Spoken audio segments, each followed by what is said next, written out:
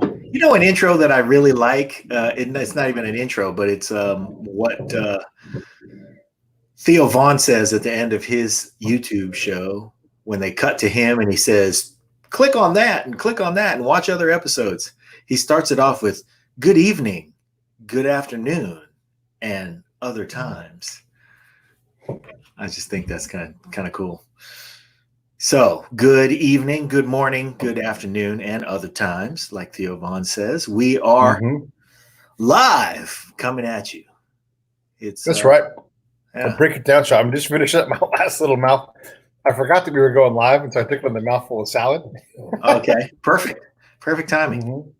Yeah, I'm going to eat a mouthful of marshmallows. Hey, on this mosaic of ours here that serves as our backdrop, Gabby's been on before. Where is she on the mosaic? Is she anywhere on here that we can see? A lot of recognizable. I think she's behind your head. Oh, okay. Well, so that happens. So, Brad says it's the drink it down show. Bradley getting funny. Yeah, man.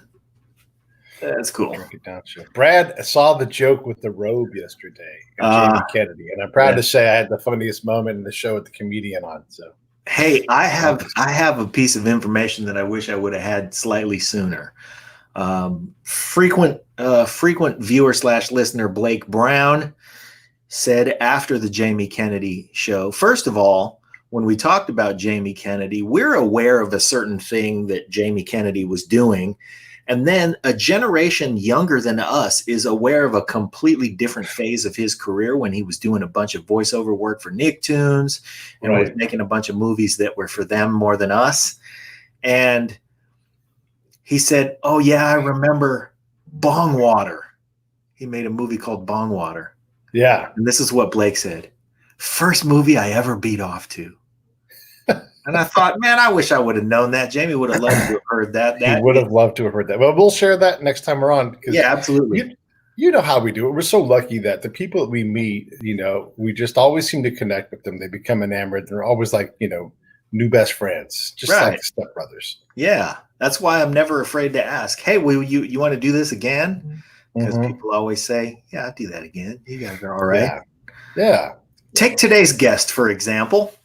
Oh, who's that? We're about to be joined by the lovely and talented and world's most beautiful skyscraper, Gabby Reece, who I think is cool that she led the league when she played volleyball at Florida State. She led the league in kills.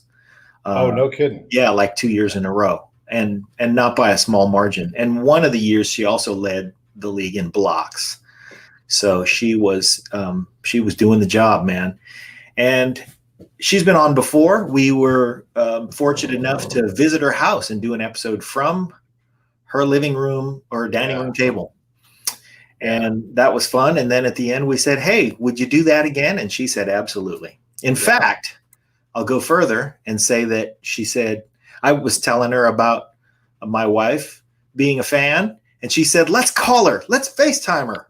Yeah, we tried to FaceTime her, but she was at work, so she couldn't pick up. So Gabby made a nice video that Christy could enjoy and that we look at every once in a while to show people how cool Gabby is.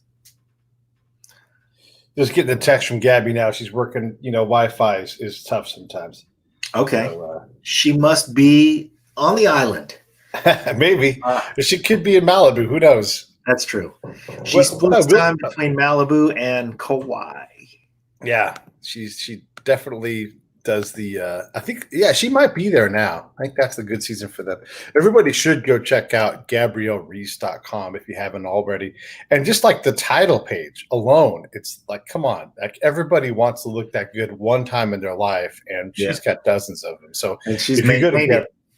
Yeah, she's just so you guys know, underwater in a bikini with dumbbells in her hands, and she looks insanely wonderful. Like her physique is just so fantastic, and I think the world of her too. She is a very, very wonderful person. I wanted to also take a moment here as we wait for her to get her stuff sorted out on the Wi-Fi to remember someone that we lost today in the fight with ALS. And we're we're supporters of Phil Green, who is battling ALS himself, and he's battling, everybody. He battles Congress to get more attention on it. He battles, the labs to advance things. He told us something on his recent, check-in update. 90% of ALS patients are not eligible for clinical trials.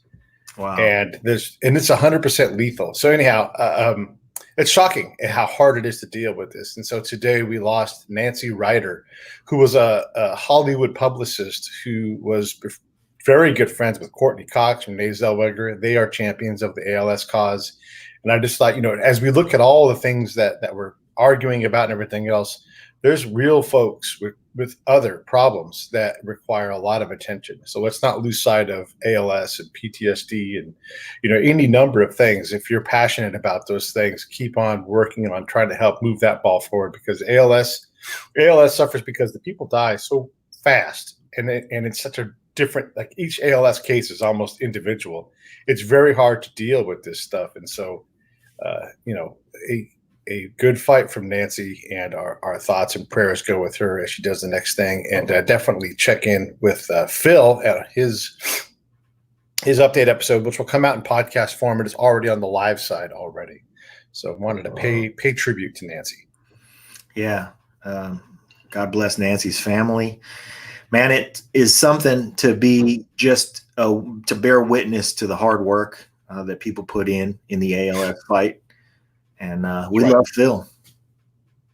We do. And Phil is lovable. Phil was actually checking in yesterday on our Jamie Kennedy show, trying to, he's cracking his own jokes and everything too. It's great. And we love it when you guys check in, just in general. Like Mary, Mary, she wanted to make sure she didn't make us upset with one of her comments about it being a pajama party. And come on, we can't always share every comment because you guys often comment so fast. It's just to get them on the screen is a lot, but keep the comments coming, keep the questions coming. We'll do our best to shoehorn them into the conversation. Yeah. Brad. Smart. Brad's great. Yeah. We appreciate good humor on this show, and I think we attract a lively bunch. So, it's fun. Yeah. Aha. Oh, the Tony James, not just a Tony James. The Tony James, Tony Alvarado checking into the house, saying what's up from Twitter. Thank you so much. I also want to do, since we're doing some shout outs, one of our favorite people that we met because of the show is Hilliard Guess. Yep. And he and his partners within the Screenwriters Guild have put out a very important message from them on the hiring of writers. It's hard to get a job as a writer anyhow. Now imagine if you have some kind of minority, obvious thing, whether you're Black or Asian or Hispanic, whatever it is. And they've written an open letter. So I'll be sharing that on Facebook. You guys can check that out. But, there are so many things that we can all tend to.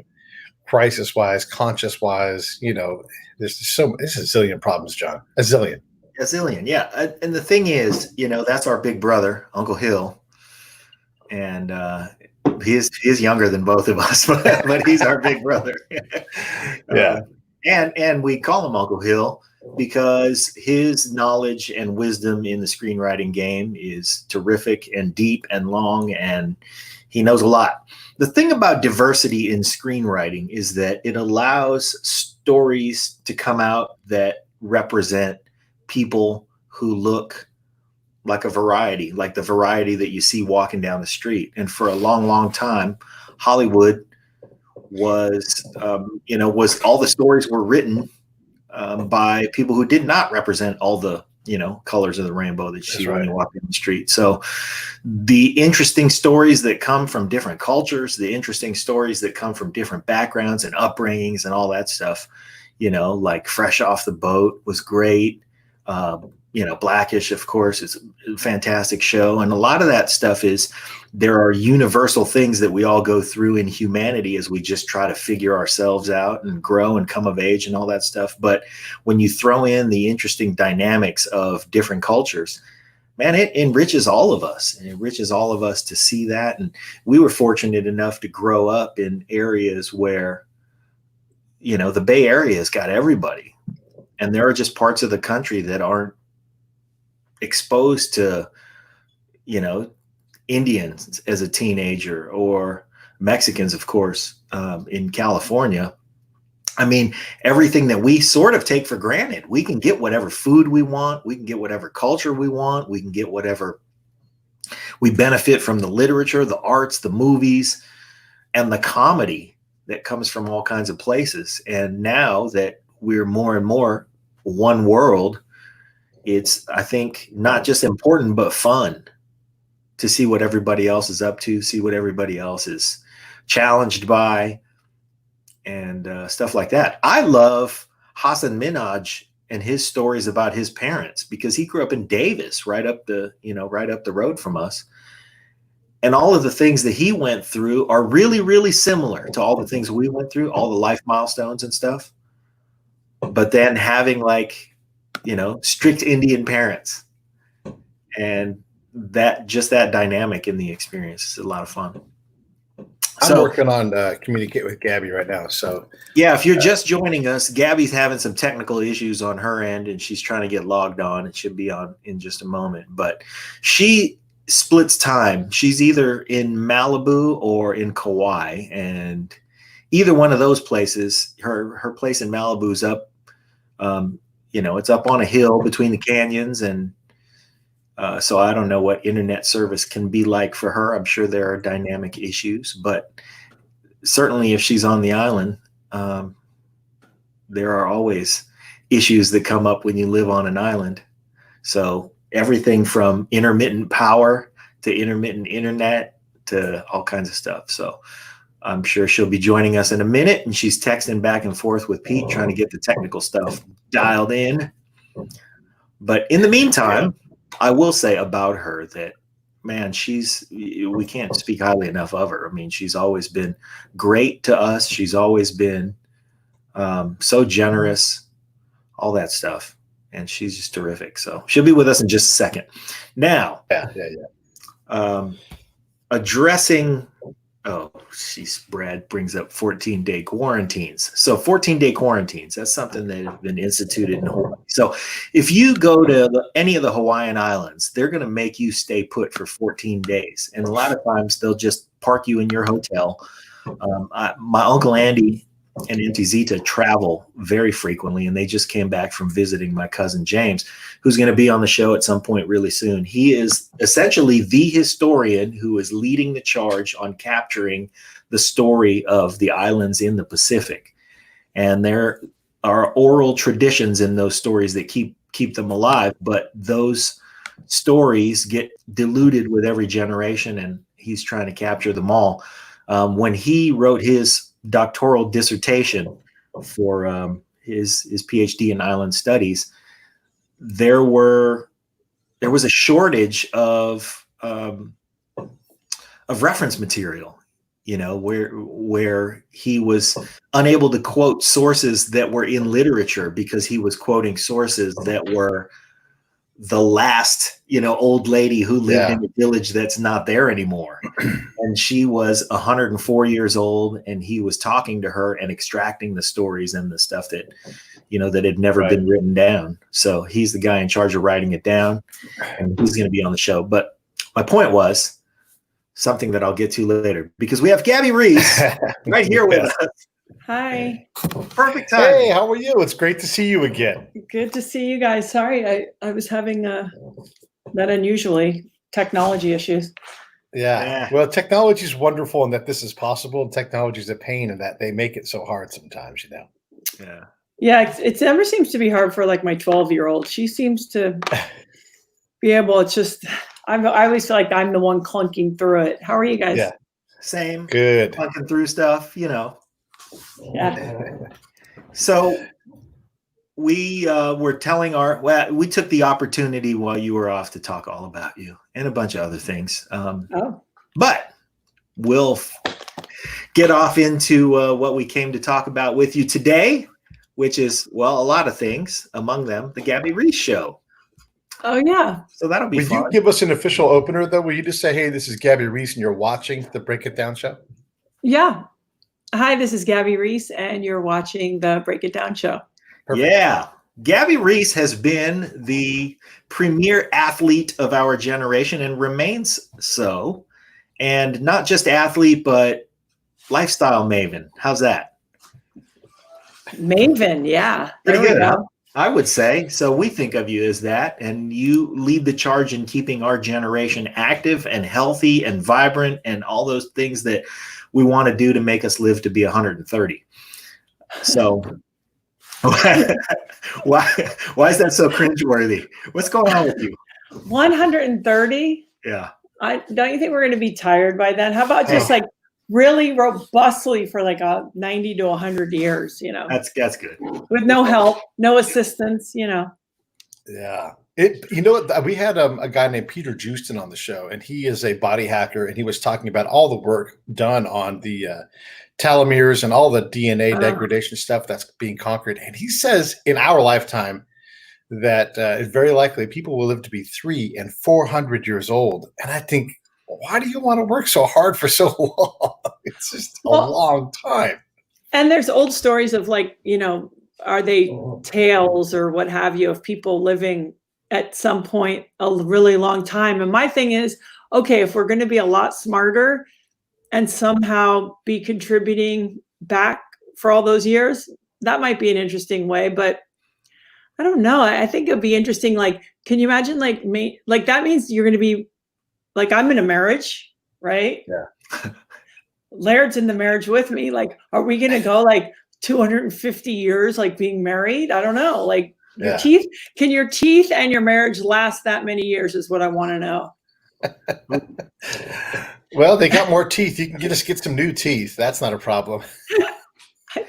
Yeah, at some point, you know, the shorthand becomes such that like you can't imagine being. I'm already at the point where I couldn't imagine being married to somebody else besides my wife. And by the time we've been sequestered together for 100 years, I don't know who else I want to be around because, you know, nobody else would get my jokes. Well, Laird has turned. We started the Words by Quarantine, and I started calling it Staying Home, and he started calling it. Wait, what did he call it? Not confined, but I think it was something like something that sounded more like a jail sentence. So, you know, that shows where we're at after 3 years. Yeah.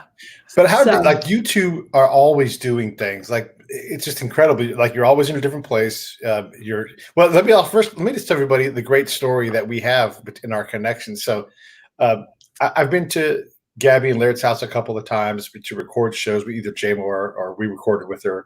And so, you know, we sort of know each other. I'm not going to claim that like, oh, we're best friends or nothing like that. But, you know, she knows who I am. I know who she is. And so my girlfriend decides to walk her teenage son, walk the evil out of him by walking him across Scotland. And so they fly over to Scotland. And on the way back, they happen to well, I mean, that was the goal.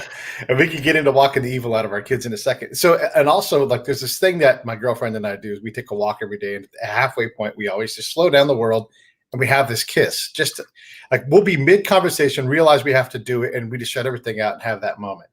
And so Jerry, my girlfriend, felt compelled to go up to Gabrielle when she saw Gabby when she saw her in the New York airport and say, "Hey, I'm Pete's girlfriend. I'm the girl with the kiss." And it just, you know, to end up at the same airport completely randomly on the same airplane that had actually technically been into an airplane crash with the food cart. Do you remember that part of the story at all? Yeah, but it's just it's such a crazy thing that she ends up in the same place. And that was how you remembered her when she was talking to you. Oh yeah, how could you forget that story?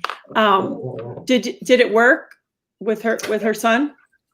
Yeah. You know what? You know, he needed some time and everything else. And like any young person, he's on to the next challenge. But yeah, I mean, it took some while for everything to set in, but he is in junior college and he's crushing it academically. So what else can you ask for?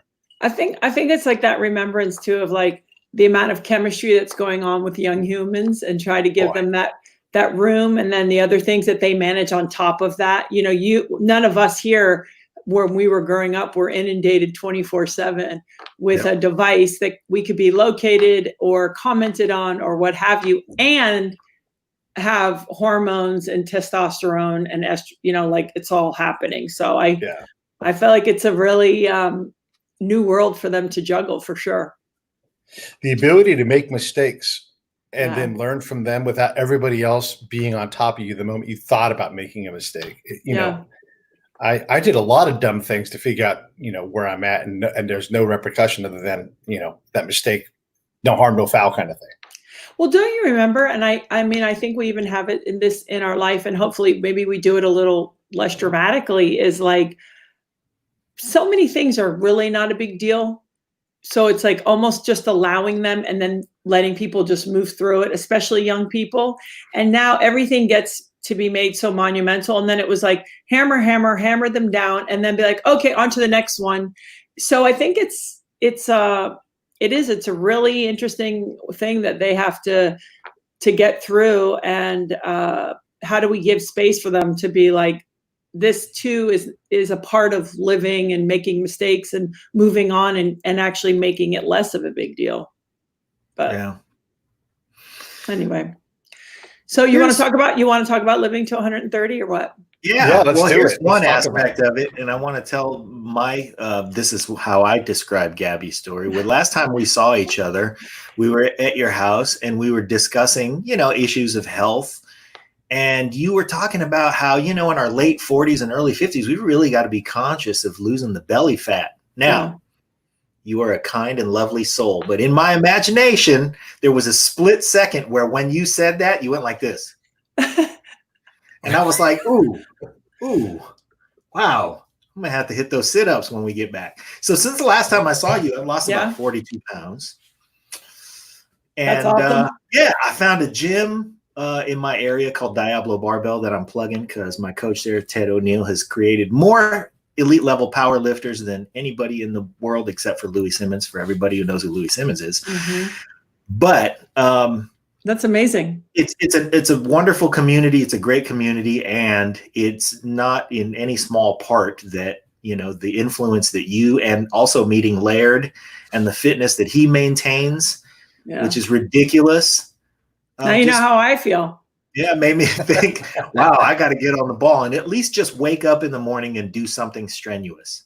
I think, listen, I always, in an attempt to make it seem attainable and realistic to where people are at with resources, whether that's time or money or what have you, it's, especially for women, you need some resistance training. As men gravitate towards that anyway, but to remind women, we need to put tension on the system, on the bones, on the ligaments and tendons, and get your heart rate, like have to be able to catch your breath twice a week, just like literally jack up your heart rate in a real way over a small sustained period of time twice a week. And the King of Kings is what we're putting in our mouth. And just, I think sometimes people think, and we've talked about this maybe before, where it's like, well, I'm this age, so now it's that, and now I'm 40, so it's this, and now I'm 50. And realizing that that's not only not true and defined sort of by, I don't know who defined that, but it's the accumulation. So if you've kind of been doing a little bit of not the best for you things, habits, that accumulation catches up to you at 40 or 50, and that it's in fact not your sentence because you're X amount of years old, and in a way not to accept it. And I always think it's not about fighting it, right? Like I'm happy to be whatever age I am and the grace to live this long so far. So it's not about fighting where you are, but it's about realizing like, I'm not going to be defined by what the world tells me because I'm this age now. I'm not supposed to be able to do certain things, and I'm supposed to look a certain way, and just kind of try to be your personal best, and because it's worth it. I mean, it's just like we were joking about living such a long time, but it's about the quality of life. It's about feeling good. I mean, you guys know, because you've had injuries. We forget how hard it is on us personally, our nervous systems, our moods, whatever, when you just don't feel good. And it's like, hey, if we can get to bed and feel rested and wake up and be in a decent mood, it's like, this just makes our lives and our relationships better. It's not about like, hey, 6-pack abs, Right. Yeah, for sure. We had someone on the show and we were talking about, the food thing, because it is the primary thing, because if you put, let's say, 80% quality food into you, okay, that's probably pretty good. But if you're down in the 40s or 50s, you're making it's like your car running on 10 pounds of pressure on each tire, which is hard on everything. It's hard on your tires, obviously. It's hard on the gas mileage. But so in terms of the body, you're making your brain work on fuel that it's just not made to work on, and you're processing everything through your liver, and it's just getting crushed, which is crushing your kidney. It's like this multi-organ systematic failure. And we've had people on the show before talking about, like, most Americans have some form of organ failure, once they're adults. Most of us, whether it's 10% or all the way to 100, we're burning out our organs. And it's not good for any of them to eat the stuff that we eat. You're right. The king of kings is food. It tastes really good.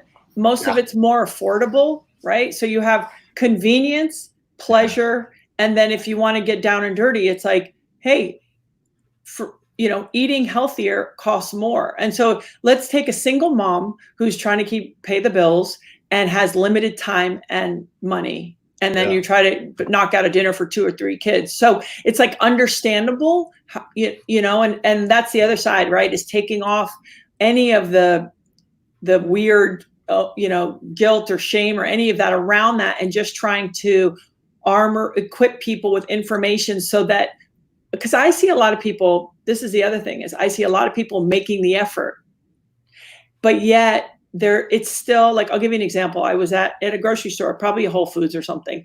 And there was a couple in there, and, they were probably in their early 40s. And I could hear him say, they were looking at the pizza, right? And he said, oh, well, it's organic. And I thought to myself, okay, so here is a couple that is here at this store. So they're making an effort, right? And yet if we could give them a conversation about, like, dairy and bread and the combination, or at all, and give them the real power, which is to understand, when I do X, this is what happens. And then because then I feel like when you make it that clear, then it makes the navigation so much easier. It's everything's coming at everybody at all times. Eat this, never that, always this, okay, be keto, be vegan, be that. It's like, okay, what's food, whether you're vegan or you eat animal protein, what's going to serve me, and what do I like to eat, and just try to figure it out from these points of view. And I actually think in the long run, we end up spending less, because we probably will spend less at the doctors, and things like that. But I get how we got here. We commoditized food, and now we're here, Yeah. Well, one of the things you said that I keep with me is, every time there's something that lands in front of me on my plate, I decide whether it's food or if it's fun. Yeah. And I allow myself a certain amount of fun. And, and it's good. I don't deny myself, but I am conscious of whether or not I am ingesting food or fun. Yeah. And it's almost trying to get people, because food is a drug. And unlike other drugs, where if I was a heroin addict, I'd say, hey guys, listen, I'm not going to do heroin anymore. If we have a food addiction of any kind, which means we eat food if we're for any other reason except hungry, which means probably all of us in a certain way, you still have to do it twice a day. You can't just cut food off. So it's also flipping it on its side and saying, okay, I notice I want food if I'm sad or lonely or bored. So can I only reach for food when I'm hungry? Could I build in other go-tos when I feel those other emotions instead of food? Especially bored lately. Of course. Or scare or fear. Just turn on the news, get ramped up, freak out, and then be like, awesome, let me chip this out, give me a bag. And so chip this out. It's just like, it makes perfect sense. And I think the other thing is getting people to feel empowered and to demand from their food that, hey, I want this food to serve me, and I want to understand in which way I want it to serve me. So if we're using food as fuel most of the time, 80% of the time, like you said, great, I want you to serve me. And then be like, now I'm looking in this way. I'm at my favorite, when we get to go there, restaurant. And now I want it to serve me that I just really want to have a pleasurable, experience and enjoy the taste of the food and celebratory and all of that. But it's trying to also notice when we use it for these other reasons, and then see if we can substitute it with either a phone call to a friend, like, hey, I want to kill somebody, or, I'm stressed out, or I'm really scared, or my job, or what have you. Is it walk around the block? Is it something that we can slide in other than food to kind of help soothe us? Yeah, great advice. Great advice. Let's talk about the Gabby Reece show. Okay. All right. What fun, huh? You're doing that once a week? Yeah, I mean, approximately. As you guys know, you take it when you can get it. So sometimes it's 2 times or 3 times a week if something feels important topically. But, I've been interviewing people. First, I started on TV since like 1992. And that was like a really different format, right? You have like 3.5 to 11 minutes, bang it out. You kind of know the story you're trying to tell or the information you're trying to extract. Then I did a podcast with Neil Strauss. So that was in a partnership, very much how you guys have. And then this was a different format for me where I said, okay, I'm going to take all these years of doing this and I'm going to see if I cannot do anything. If I can come in informed about who the person is, not regurgitate their resume, but rather let them take me where they want to go and what's important to them. Because the thing I think maybe it was my own timing in my life, which was, hey, you can be good at a couple things in your life if you want to, but it's also this practice of living as a human being and trying to be a better human being, and also talking about the things that are uncomfortable about making those changes, especially actually as you get older. And so the other thing I was trying to do was talk to people and say, okay, so you really kick some ass over here. What lessons have you learned that now you're bringing into your everyday life that have made you a better parent, a better partner, a better friend, age better, whatever that is? Because I feel like that's the stuff that's hard, even when you know stuff. And then your episode with Hoist Gracie is very much like that. You guys are both world championship caliber athletes. That means nothing when it comes to parenting. Like you want to get humbled, you just put some kids in front of you and they'll let you know that you're just like, you are not important. You are not smart. You are not long list of things.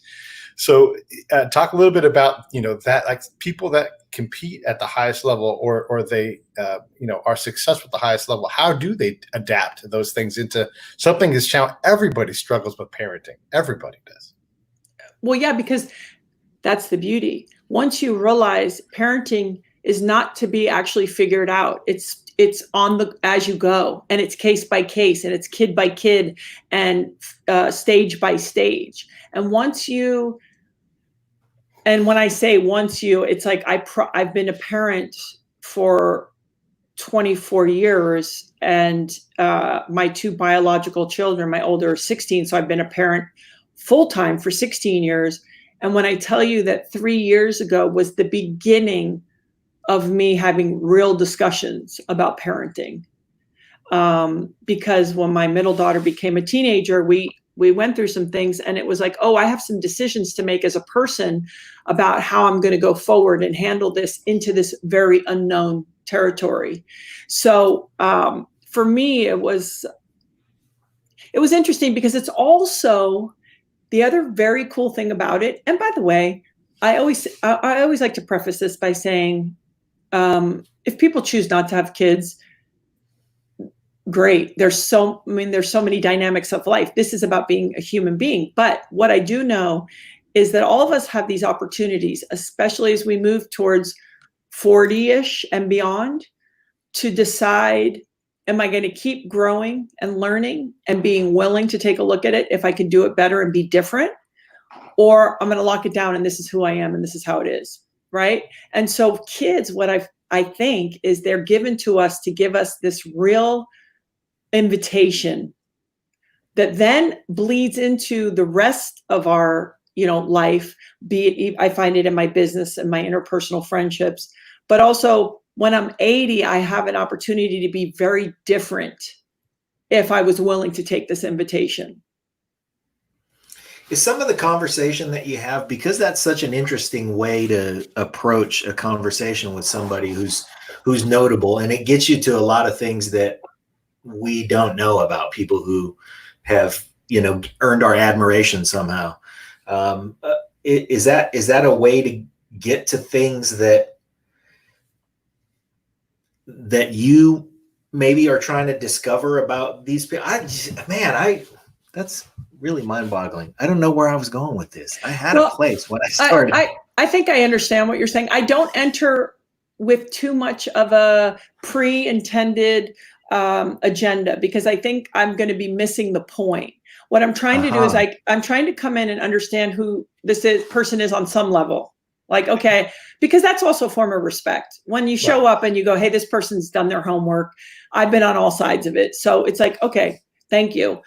And plus you can maybe prompt them into certain areas.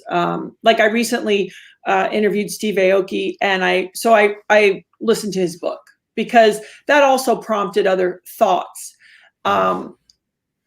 However, what I will say is that you ever go to a dinner party and whatever is really kind of on your mind and that person's mind that you're going to maybe sit next to that you don't know, that's sort of what you talk about.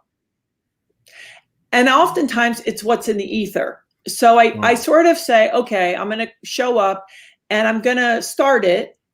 And I'm going to let them tell me where they want to go, which is for me the scary part, because it's like, are we going to go anywhere? I don't know. But it's allowing that, because I usually feel like if it's on their heart and mind, it's probably on a lot of people's heart and mind.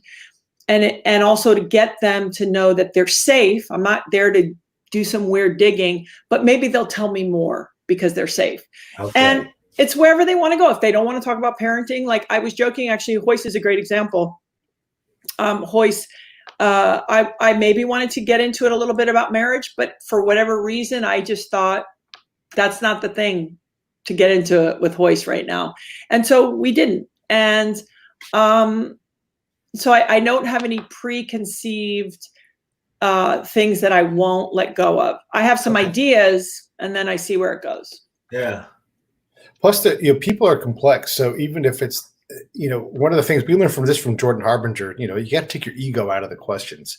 And, if you do that and you figure out the right thing to ask or to tease out, it's often not that thing that you thought of. It's something that's better.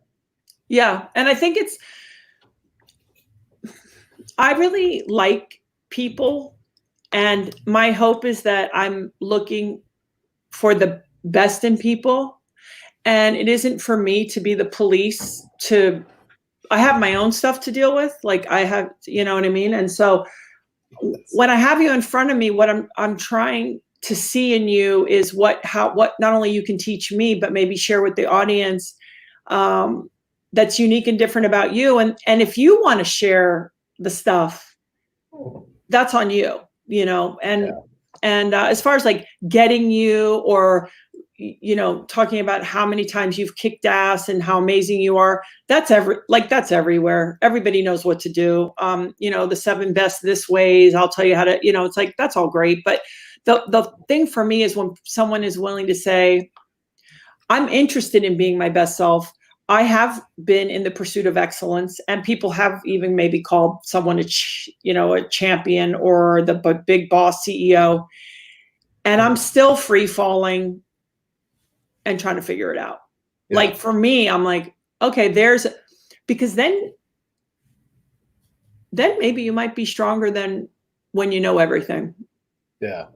That vulnerability, the exploration of that is really powerful, because it's one thing to sit on top of the world and you've done all these things, but that's really not attainable for anybody else because you're so spiky in your brilliance. It's just, there's no way to do that. But understanding their vulnerability might help you deal with something and we all can identify with that. And we're humans. Like that's what we're doing. And if you were lucky enough to be the CEO or the champion, I'm so happy for you. But also part of the conversation for me is if there is that person who doesn't have tons of access, like they don't have, like just even being able to be married to Laird right away, I have access to a lot of like inspiration and support and creativity, all the stuff, right? So what if you're this person who's kind of going at it maybe a little more alone, but you're sort of looking for that, or you don't have an extra ton of time or that support? So for me, I'm hoping that those conversations at least give that to some of those people, because it's like my acquaintances that are professional athletes, believe me, they have trainers and they can eat organic. They're good. How do we take care of the group that isn't getting as much, but also don't make it like, let me tell you how to be. Yeah. Versus trying to spark it in them. That's where I'm at in my life right now, is like, it's even, I've been listening to this book called The Courage to be Disliked. And it's about Adlerian psychology, basically, Alfred Adler. And really, they talk about like horizontal relationships versus vertical relationships, and kind of this idea about how do we encourage one another and lift each other up versus I'll be the measure and the expert to tell you good job, right? Yeah. And even with my kids. So I think I'm moving more in that direction, because I feel like I'll learn more and make less mistakes thinking I really understand and know something. I think it's funny that you're going in that direction, because your podcast with Neil that you brought up, the Truth Barrel, that was a great shtick, if you don't mind me calling it that. Yeah. Because you went into a 200-degree sauna with people and then sat in there with them for an hour and broke open a vulnerability. But now you're describing breaking open a vulnerability, and maybe less breaking, but more just sort of being available for the vulnerability. And why wouldn't that work for you? Because you are notoriously kind and hospitable, and people do feel safe around you. So now it feels like you're sort of doing the same thing, but you just have a different tack on it. How much of that is a new space in your life, or how much of that have you employed all along? I'll be honest with you. I think a lot of, and maybe I've said this before, I was never groomed to do anything in my life, right? The way I grew up, okay, maybe graduate high school, maybe, who knows, right? And so I find myself in this place where I kind of fumble through being a college athlete, had a good career, and then played professionally, and sort of found myself at all these places. And I guess the thing for me has been weirdly, I have a mixed bag of being like kind of pretty confident in like my point of view and like what I'm trying to do. And then also incredibly unsure, like checking and rechecking. Is that me? Is that my ego? Is that fear? Who's talking? Right. Not wanting to misstep, not wanting to have the audacity to ever make people think I know something or I'm separated. So the thing with Neil was interesting, because I asked Neil to be my co-host because he's supremely confident in his sort of way, certain things, right? Right. And this is more about me saying I'm not totally sure, but what I am sure is that I can show up and I'll be there on the other side when I interview this person, and I will do a good job as far as being prepared and saying all along the way, I'm going to feel unsure, but I'm still going to do it. And I think that. Well, I'm going to say though that that unsureness that you described for the rest of us comes across. I mean, your confidence definitely comes across, but the unsure part comes across as openness. And when you say, the title of that book was what was it? The willingness to be the courage to be disliked. Yeah. Courage to be disliked. That reminds me that describes Laird's whole upbringing. Pretty much.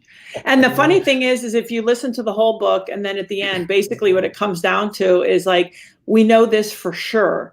If you want to be happy, or happiness comes when you are of service, period, end of story. And so I think I sort of feel like the more you work, the more, if you've been around, if you've had a public job, if you've accrued any financial success, whatever, that you have to keep putting yourself. And I appreciate that you say it comes across as openness, but I'm telling you what it feels like, and it's like, well, okay, here we go, and I think it's a better way to stay in a position where you're going to continue to expand versus, oh, I got this. Because that's like a death. You might as well be dead then. Yeah. So true. When you're exploring topics with your guests, a lot of folks struggle to express how they do what they do when they do it well or whatever it is. Because, for them, they kind of just don't know, because they just do it. And so a lot of times the answer is do something harder, like just harder. And that's always a cue for me as a host to go, let's circle around and let's look at that, because you've identified where the work is, but you can't just work harder in the wrong direction. That's not helpful. So what are your thoughts on that process? When someone is doing something well, how do you internally realize what the hell it is that you're doing so you can maybe explain it to somebody else? I just want to interject that harder is Pete's approach at any physical task. Please continue. I can respect that. I think, listen, everybody's different in the way that I've seen people who, Laird is an interesting combination of a person with a very complex set of reasons, coupled with incredible talent and a great relationship with discomfort, and then the right environment, the ocean. So now you see this marriage. Then you'll see people with a burning desire, but not really the right equipment, but they figure out the way. So their relationship with what they're doing is super intimate. They can actually verbalize it very well. Then you have other people who,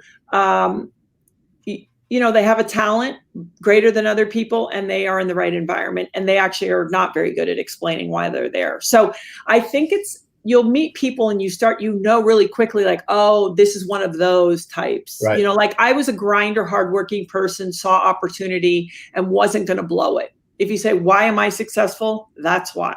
Laird and I are very different.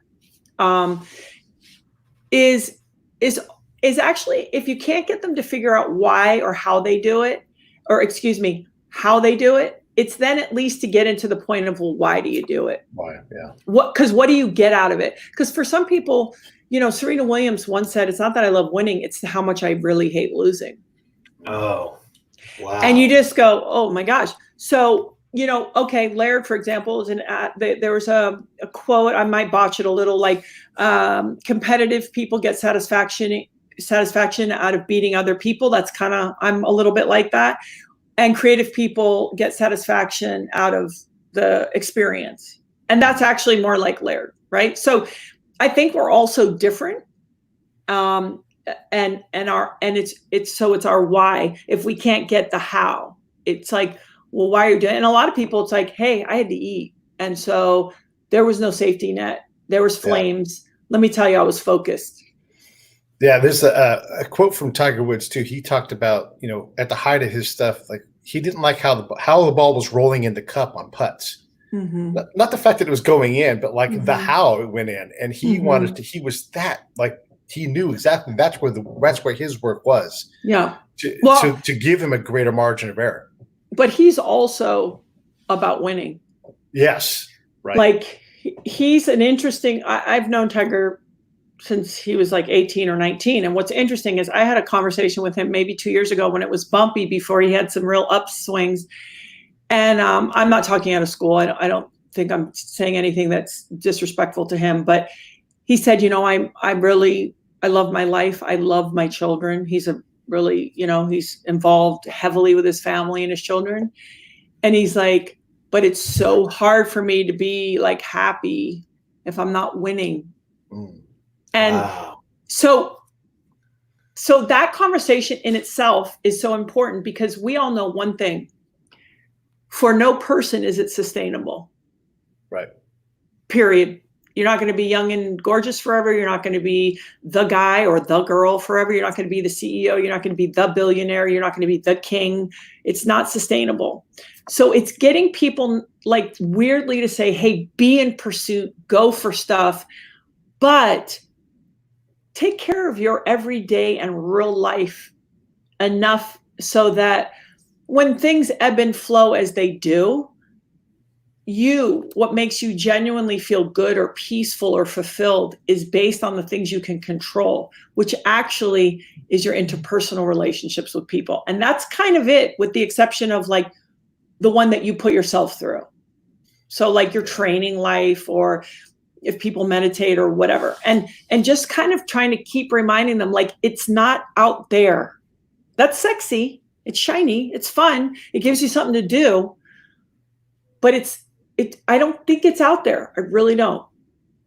You know, you're making me think about, so when my body's beat up from combat, I probably at some point have to get 2 new hips and everything. You know, when you have new joints, you know, that's what that's like. But yeah, I learned that I can swim in the pool with fins, which attacked my ego. But I'm like, but I can use my hips in that motion and it doesn't cause me extra pain. And then also it takes a load off my shoulders as I go to do strokes, right? And so I had to figure out how to defeat my ego in the pool, because it was always trying to undermine me. But when I was allowed to swim, which I'm not right now, but I actually found this thing that I can do. And look, I'm like a shitter sucker truck when I swim. No one likes my stroke. It's like, what is that guy doing? But the thing is all day long. Like if it was an all day long competition, I would not even have to try to win. I can swim all day long. Did you say you were like a shitter sucker truck? Yeah. No one looks at that and goes, damn, that's what I want. You know? Yeah. But that's, I think, for a lot of folks who have a lot of blank time in their athletic pursuit or their fitness pursuit, I think there's a lot of these mountains to get over. Like, you know, I just don't care for lifting weights anymore. I did it a lot before. And it's not worth the aggravation when I get something wrong and I hurt a tendon or anything. So I want to put my body under a load, but it took a lot of exploring and ego swallowing to get to the pool in a way that worked for me, which is very specific to my body. Right. I think, well, again, this is your life, right? And your journey. And so for you to look left and right for the reference of what you need to do that's best for you is not the way to go. I mean, we need to ask people for information and say like, hey, but I think it's in, a lot of the answers are in us if we can quiet ourselves down and be that honest with ourselves and tailor it to who we are. Because for a lot of people, like you said, like the gym, like they go, hey, that's not fun for me anymore. But I need to accomplish some of the things I could get from the gym. So how else could I do that? And and it's, you know, you hear this a lot. Like you hear people say, like, if you were going to talk to me and I was in that situation that you have been managing, you'd probably be pretty nice to me. And I think that we get tough on ourselves, and I mean, I know we do, but it's like, how do we hold ourselves truthfully accountable for real? But how are we kind to ourselves the way we would to a really close friend, and do it that way? I have a selfish question. Now that I've reacquainted myself with my inner athlete, I want to train with you guys. Okay. And how do we do that? And here's the real part. I am terrible at swimming. Do you guys do any training that does not involve the pool, or do I have to bone up on my swimming before I see you next? Well, this is what we can do, because I have a lot of athletes that come here that did not grow up with exposure to water. They are phenomenal super athletes, and let me tell you, they are panicking in the water. I mean, they're the most courageous moments I've seen of their life. So I have training outside the pool, but I would put you in the 3 feet and we could still get busy. And you would get to meet yourself in a different way, but you would also, you would be safe, because one thing Laird and I would never do is put anyone in that environment and not make it super clear to you with every word and every movement or every situation we put you in, that you weren't 100% safe. That is perfect. Okay. So, I mean, I was just going to hit him with the stick when he stopped swimming. See, again, Pete's approach, harder. We have that. We had a guy yesterday who was here A Navy SEAL guy who then I've seen the footage, where they're like ripping the masks off and rolling the guys around when they have their tanks on and like trying to pull their, all that. That's not how we do it. Okay. We have a philosophy. Like I have a really brilliant guys from XPT, and we always say, listen, anybody can make it hard or impossible. Who can take somebody and make them just go to the top of their level and then just a little beyond? Now that's some real training. Yeah, for sure. Yeah, interesting. Yeah. Wow. Hey, let's get back to living to be 130 years old, because we didn't got away from that. All right. So inform us. Tell us what you figured out. Well, first of all, you can't hack your way there. And if anyone tells you that, they're totally full of shit. You have to put tension on the system. And that's just the way around it. And so you can appreciate this. There is on some level no avoiding the work. Consistency, right, I think, is king. Food. If the starting point would be sleep. Yeah. We have to get to sleep. And now with our devices and what have you, blue light and all of that, I think that would be an important thing for people to start to manage throughout their lives, and making sure they're sleeping their sleep hygiene, if you will, that they're sleeping in a nice, cool, dark room. So getting their electrical tape out and putting it over all the things that have lights on them.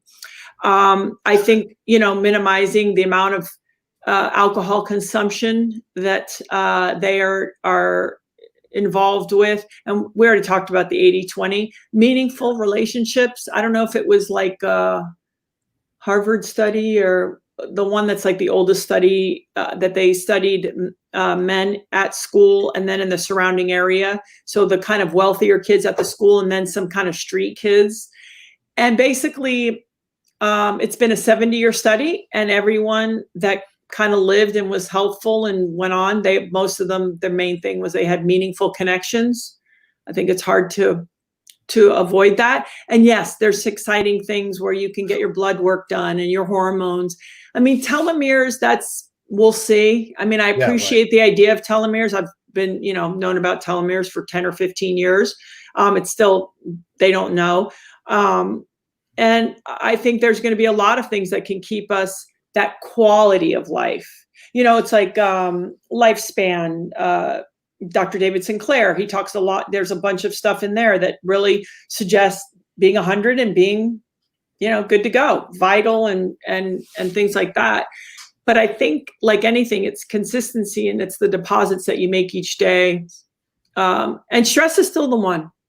We can go on and take all the vitamins and get, NAD shots and do all the stuff. And if we're freaked out and not sleeping, it's kind of a moot point. Laird always reminds me, I'm actually worse at it than he is also about enjoying life. I'm always trying to go somewhere, like I always something to do. Isn't that what we're doing? Yeah. And he is very hardworking. He's the hardest working person I know, but somehow he is so clear about having fun. His New Year's resolution every year is laugh more and have more fun. Like he somehow didn't buy into I'm here just to connect the dots from one day to the week to the month to the year. And having said that, like I said, no one will create greater output than Laird, but he's still so clear about that. I'm still working on that, And that's fine. Hey, listen, you can work at it, constantly get better, constantly need to improve, and be doing great at it all at the same time. It's one of those things in life.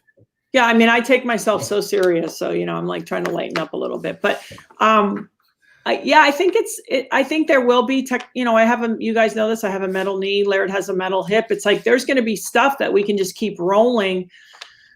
And maybe finding however we can, even if it's you're alone driving in your car from one point to another, like if you go to the market or you drive to your gym, a little bit of quiet. There are people who say hey, I meditate. I think that is really important for your brain health, your brain preservation. I'm very interested in microdosing. Me too. Same. Yeah, I felt my brain starting to set up a little bit like concrete. I was losing words and things like that. So after I read How to Change Your Mind, I started really looking into that. So that's something I think is interesting. Obviously, we use the sauna and things like that. And the cognitive benefits of being in the sauna, especially for men, 2 to 3 times a week is on the data is really impressive. So if people have access to any kind of heat and they can sit in there for, 15 to 30 minutes, 2 to 3 times a week, I think there's great benefits from that. Release the heat shot proteins. Hey, I want to just close by saying we had your neighbor Rory Kennedy on the show. Ooh. She said, whatever you guys are doing, she's doing. And we feel the same way. Rory's a badass lady. Yeah, she sure is. Yeah. She's a smart lady. She's ferocious. I always said it was nothing better than having a middle-aged white lady tell her story, because she was not into surf porn and wasn't a fan, and she was going to get down into it. So I have a lot of respect for Rory and her tenacity and the things that she's focused on. I really felt lucky to know her even more because we got to work together. And she's just a teeny tiny little person, but she's got the heart of a lion. She's absolutely courageous. I mean, there's no fear in that lady at all. I mean, at least externally with her projects. Personally, I have no idea. Oh no, she's robust. I learned a lot from Rory. But I mean, it sounds, the thing about talking about taking care of yourself and self-care is I feel like the information's everywhere and the message is everywhere. And so I always, and maybe this goes back to what I was saying earlier, is how do we spark people, if you're listening to this, to remind them that, like, besides the relationships, you will not own anything more valuable than your health. So in what way do you want to do it? You don't have to do it my way. You don't have to do it your way. You don't do it Pete's way. It's like, you can do it your way, but what does that look like? And why are we not investing time in that? That's all. It's absolutely a 401k account. You have to constantly put money into that thing, so you have something later on. You have to. Yeah. You do. And I don't know it's going to live this long. It. Well, you have, but listen, you have it. I think when someone has lived a life like you have, you actually have to be, you top loaded the first kind of 40 years with like an extra bonus. And so you almost have to be like kinder to yourself and gentler. No, I'm serious. Like, it's been a hard lesson. You're 100% right. 100%. Like, okay, if I have a friend named Lulu, and Lulu has a yoga class, like, we couldn't be more different. And she's like, oh, you need more yin, quiet and still. Like, I have enough yang, right? And so I think also, like, if people have been like athletes or in the military or in any kind of duty or really rigorous and hard on their body, it's balancing that and saying, yes, work, but nurturing, active recovery, participating in your recovery, and doing all these things to support and lift up the system versus other ones of us maybe who need a little more tension and a little more of that. That's how we'll benefit. So again, that goes to that personal, Yoga is a great example. When I first came back, like, one of the first things I did was try to get into yoga. And I had a teacher because I needed to get caught up. And she said, you see that rose over there in the rose garden? Put a soft focus on that. And I'm like, I got it. Yep, I see it clear as day. And I'm like, I don't have a soft focus. I didn't have it at all. It was laser. It was hard. And I've been working ever since then trying to figure out what the hell she was talking about, because I know it's out there. But you're right. I can tell you the quickest way so you can learn that. There's an objective environment. It's called the pool. I have drills that if I don't narrow and soften my focus and even the muscles in my face, I will not be able to complete the drill because I'll be burning too much oxygen by processing visual information. So you have to realize there are actually environments that can really get you into that place. And pool training is definitely one of them, where literally, because to notice and peripheral and all this stuff versus like a really soft and passive gaze, I'm talking like 8%, 9% difference. And when you're in a drill that means you're underwater and the only way to get back to the wall that I'm asking you and not come up for a breath is simply by softening your gaze, you get it real quick. Yeah, there's a thing that I do at some point during my swim. I'll take a break, or when I first start. It kind of depends on when I feel it, and I absolutely empty out my lungs as much as I can. I sink to the bottom, and I try to just be in the water, be part of the water, if that makes sense, Yeah. and just try to be calm. And it's one of the. I only do it like once per thing, and I'm not down very long because you can only take it so long. But I try to force myself for that moment to do that. So yeah, I would love to learn more about what that drill is, because I need more of those kind of things. Well, and I think I've been hearing a lot, and I don't know if I'm talking out of school a little bit, but I've been hearing about a lot of military people ex-military having great success with guided journeys. Like I've heard so many stories, and I'm talking like 2 therapists in the room, and like it's not like a freewheeling, I'm hyperlinear, but you just go like, hey, if these people have had these heavy situations, traumas, things like this, I mean, kind of a great resource. Yeah, no, I mean, I'm definitely working on how I'm going to get to that spot. Yeah, I started an email conversation very recently with a guide up here in Berkeley, and she's got a place in the Berkeley Hills where she does work with people, and so I'm going to explore that. It's interesting that you say that you're interested in that, because I have been too, and I've been just really kind of slowly and cautiously poking around, but I'm definitely interested in it. Yeah, like oh well, go. No, I was going to say one last thing for you guys. Just the MAPS group. Those guys. They have a lot of really incredible curriculum. So just put it out there. Yeah. Okay. Yeah. Hey, everybody, go listen to the Gabby Reece show. Listen, watch, consume the Gabby Reece show. Go to GabrielleReece.com, and there's a tab there. First of all, when you go to GabrielleReece.com, Pete brought this up before you joined up, but there's an inspirational photo of you in the water in the front, and that's something that we should all strive to have that inspirational photo of ourselves doing something really great that is a little bit strenuous, a little bit zen, a lot of yin, maybe a little yang, whatever it is you need. And go there, check out the picture, and then click through and consume the content. She is our lifestyle maven and the person who is guiding us to be 130 years old and leading vibrant lives. She's Gabby Reece. Thanks. Thanks, you guys. I'd love seeing you guys. Okay, stand by.